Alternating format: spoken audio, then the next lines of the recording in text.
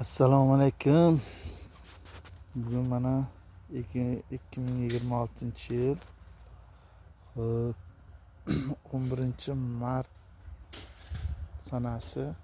Kecha qanday yomg'ir, sovuq, qor aralash yog'di. Qulupnaylarimizga shunchalik yoqibdi. Bir kunda barglarni qarang qanday tiniq. Tabiat o'zi boqadi-da. Tabiatni o'zi boqadi. Hali bunga biron marta oziqa berganimiz yo'q.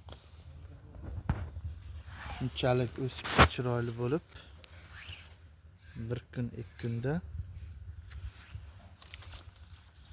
yomg'irda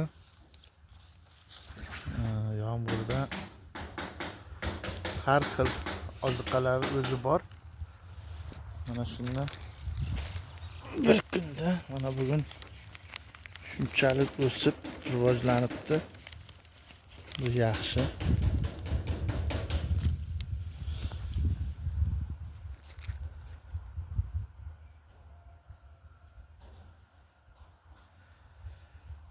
Koreyskiy shilxan sorti o'zimiz yeyish uchun ekdik.